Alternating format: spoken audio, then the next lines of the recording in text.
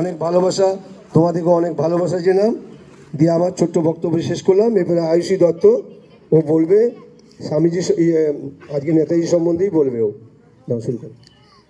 নমস্কার, আমি আয়ুষী।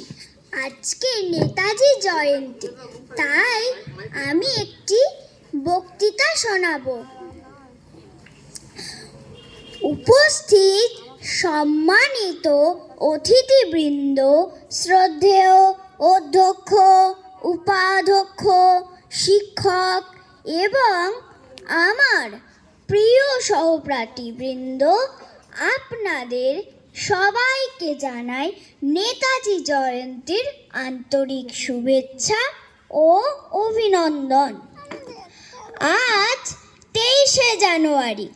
আজকের দিনে ভারত মাতার বীর সুপুত্র, ভারতের স্বাধীনতা সংগ্রামের কিংবদন্তি নেতা নেতাজি সুভাষচন্দ্র বসু জন্মগ্রহণ করেছিলেন, যিনি স্বাধীন ভারতের স্বপ্নকে একটি নতুন মাত্রা দিয়েছিলেন, যিনি ব্রিটিশ শাসকদের বিরুদ্ধে দৃপ্ত হুঙ্কার দিয়ে বলেছিলেন, আমি তোমাদের কাছ থেকে স্বাধীনতা চাইব না, স্বাধীনতা ছিনিয়ে নেব।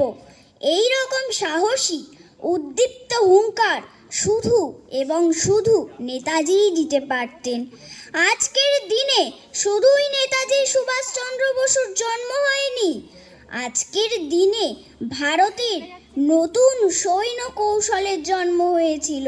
তাকে জানাই শতকোটি প্রণাম। 1857 সালের 23শে জানুয়ারি বর্তমান উড়িষ্যা রাজ্যের কটক শহরে জন্মগ্রহণ করেছিলেন সুভাষচন্দ্র বসু। তার পিতার নাম ছিল জানকীনাথ বসু এবং মাতার নাম প্রভাবতী দেবী।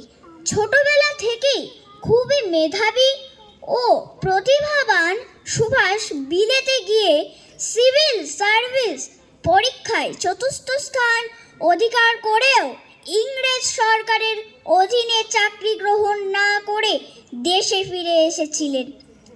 নেতাজি ভারতকে স্বাধীন করার জন্য আজাদ হিন্দ ফৌজ, ভারতীয় জাতীয় সেনাবাহিনী গঠন করেন এবং তাকে ধীরে ধীরে শক্তিশালী করে তোলেন।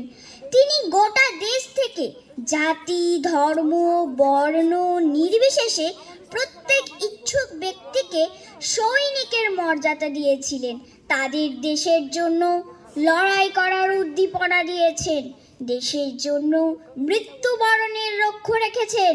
নেতাজি বলেছিলেন, ভারত ডাকছে, রক্ত ডাক দিয়েছে রক্তকে, ওঠো, দাঁড়াও, আমাদের নষ্ট করার মতো সময় নেই, তোমরা আমাকে রক্ত দাও, আমি তোমাদের স্বাধীনতা দেব, দিল্লি চলো এবং জয় হিন্দের মতো বিখ্যাত স্লোগানগুলি তার কাছ থেকেই পাওয়া।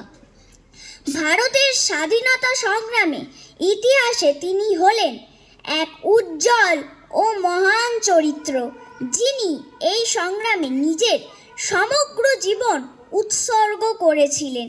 তার নাম চিরস্মরণীয় হয়ে থাকবে প্রত্যেক ভারতবাসীর হৃদয়ে।